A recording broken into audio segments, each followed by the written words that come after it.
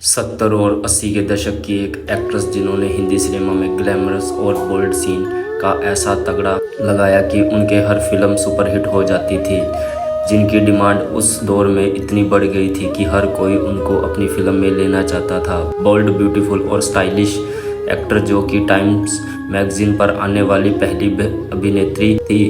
क्या आप जानते हैं करियर के उतार चढ़ाव और प्यार में मिले धोखा के कारण यह मेंटली डिस्टर्ब भी हो गई थी और इन्हें एक साजिश के तहत अमेरिका में एक पागल अस्पताल में एडमिट करवा दिया गया। क्या आप जानते हैं इस अभिनेत्री ने अमिताभ बच्चन के साथ साथ बॉलीवुड के कई अभिनेताओं पर जासूसी और जान से मारने के आरोप भी लगाए गए थे, जिससे बॉलीवुड में खलबली मच गई थी। तो क्या आप जानते हैं कि मृत्यु ऐसे तरीके से हुई जहां इनकी लाश 3 दिन तक कमरे में सड़ती रही और उसे कीड़े मकोड़े तक खा गए थे और उनका अंतिम संस्कार जब हुआ तो बॉलीवुड से कोई भी नहीं आया। एक्ट्रेस परवीन बॉबी की हम बात करने जा रहे हैं। सबसे पहले आप हमारे चैनल को सब्सक्राइब कर लीजिए।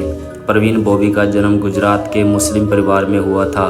परवीन ने अपने शहर में पढ़ाई की शुरुआत की, फिर अहमदाबाद के सेंट सर्वियर स्कूल से अपनी इंग्लिश पूरी की। उनके पूर्वज बॉबी राजवंश के हिस्सा थे, मतलब कि वो भी राजघराने से ताल्लुक़ रखती थी।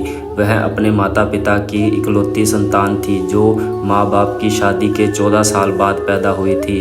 पर जब परवीन 10 वर्ष की हुई तो उनके पिता का देहांत हो गया और वह बिल्कुल अकेली हो गई थी। इन्होंने अपने परिवार की शुरुआत 23 साल की उम्र में मॉडलिंग से की।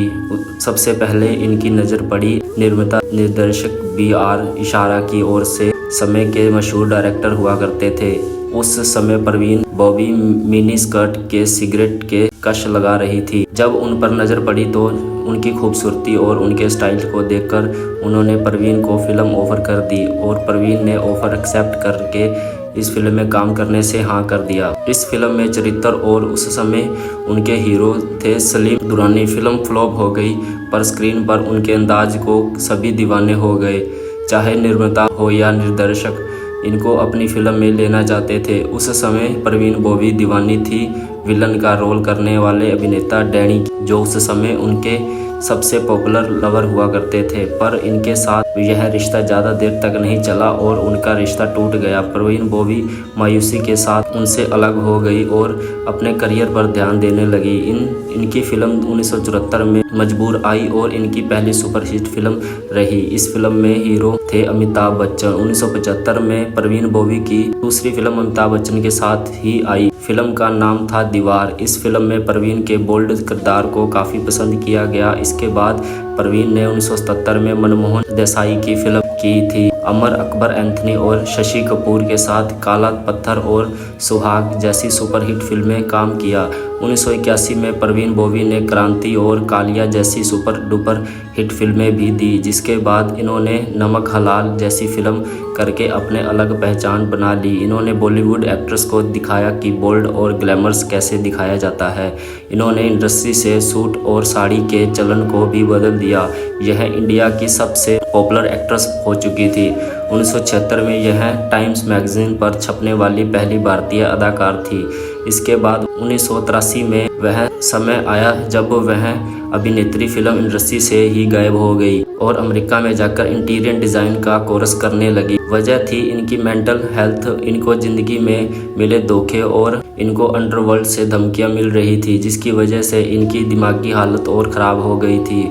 कहा जाता है कि एक बार एयरपोर्ट पर अधिकारियों ने उनकी पहचान पूछी तो वह खुद ही भूल गई। वह खुद का नाम भी नहीं बता पाई। उन्होंने हथकड़ी लगाकर पागलखाने में भेज दिया गया। तब इंडियन एम्बेसी ने इनको मदद की और मामले को सॉल्व करवाया, लेकिन तब तक वह साफ हो गई कि परवीन बॉबी को पैरानॉइड सिस्टम नाम की एक दिमागी बीमारी है। इस बीमारी में इंसान अपनी पहचान भूलकर अलग ज़िंदगी में जीना शुरू कर देता है। वह अपने बीमारी से बहुत परेशान हो गई थी, लेकिन परवीन बॉबी ने अपनी इस बीमारी को कभी एक्सेप्ट नहीं किया। 6 साल बाद 1999 में वह इंडिया वापस आ गई और आते ही उन्होंने अमिताभ बच्चन पर इल्ज़ाम किया कि जड़ी लगा दी और उन्होंने अमिताभ पर केस भी कर दिया। उसने कहा कि अमिताभ बच्चन मुझे जान से मार देगा। यह बयान उन्होंने कोर्ट में भी दिया। तब कोर्ट ने सबूत मांगे पर उनके पास कोई सबूत नहीं था, लेकिन मानसिक रूप से बीमार थी। उन्होंने टाइम्स मैगजीन दिए गए इंटरव्यू में कहा कि अमिताभ बच्चन एक बहुत बड़ा गैंगस्टर है। उन्होंने मुझे किडनैप और एक अलग टापू पर रखा है और उन्होंने मेरे कान में पीछे ऑपरेशन करके ट्रांसमीटर लगा दिया, जिस वजह से हर वक्त वह मुझे सुनते रहते हैं और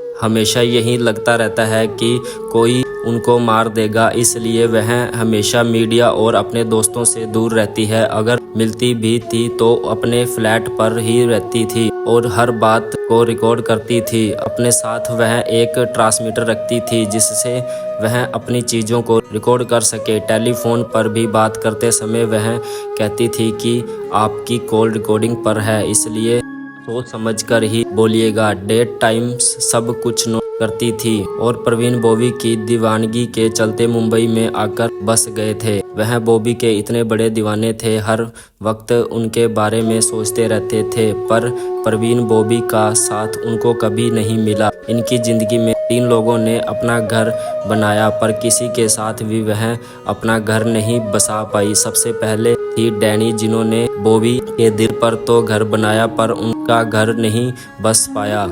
दूसरे अमिताभ बच्चन, जो पहले से शादीशुदा थे, इसलिए वह बॉबी के नहीं हो पाए। इसके बाद बॉबी का नाम कबीर बेदी के साथ जुड़ा। दोनों बहुत करीब आ गए थे, रिलेशनशिप में भी रहने लगे, लेकिन कबीर बेदी भी शादीशुदा थे, इसलिए वह भी बॉबी को छोड़कर चले गए।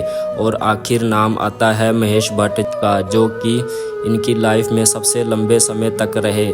महेश भट्ट के साथ गहरा रिश्ता था। इन दोनों के संबंध इतने गहरे थे कि महेश भट्ट ने बॉबी के लिए अपनी पहली बीवी को भी छोड़ दिया। महेश भट्ट ने एक इंटरव्यू में बताया कि जिस दिन बॉबी की मृत्यु हुई उस दिन मुझे एहसास हुआ कि वह भी मेरी यादों में हमेशा जिंदा रहेगी।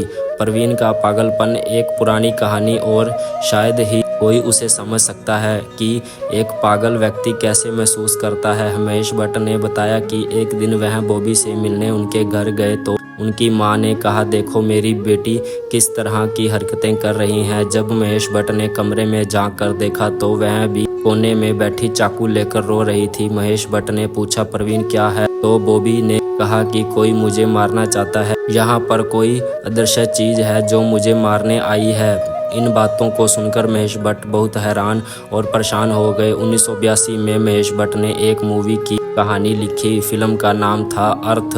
वह कहानी महेश और प्रवीण के प्यार की कहानी पर आधारित थी। बाद में सन 2006 में इन्होंने इसी कहानी को फिर से दोहराया। फिल्म का नाम था वो लम्हे। यह मूवी भी महेश भट्ट और प्रवीण बॉबी की प्रेम कहानी को दर्शाती है। कहा तो यह भी जाता है कि महेश भट्ट और प्रवीण बॉबी का नाकामयाब प्यार ही उनकी मौत का कारण बनी। इसी कारण वह अकेली और अशांत रह करती थी। इसी कारण इन्होंने फिल्म इंडस्ट्री से भी मुख मोड़ लिया था और कभी भी शादी ना करने का फैसला लिया था। जिंदगी भर बच्चे, प्यार और तरसने लगी। 22 जनवरी 2005 इस दुनिया का अलविदा कहकर हो गई। इस बेहतरीन कलाकार को प्रवीण बॉबी, जिन्होंने भारतीय एक्ट्रेस के तौर तरीके और बॉलीवुड के स्टाइल को बदल के रख दिया था। तो दोस्तों, आपको आज की हमारी वीडियो कैसी लगी कमेंट करके ज़रूर बताइएगा। ऐसी हमारी वीडियो देखने के लिए हमारा चैनल सब्सक्राइब कर लीजिए और ज़्यादा से ज़्यादा इस वीडियो को शेयर कीजिए। धन्यवाद।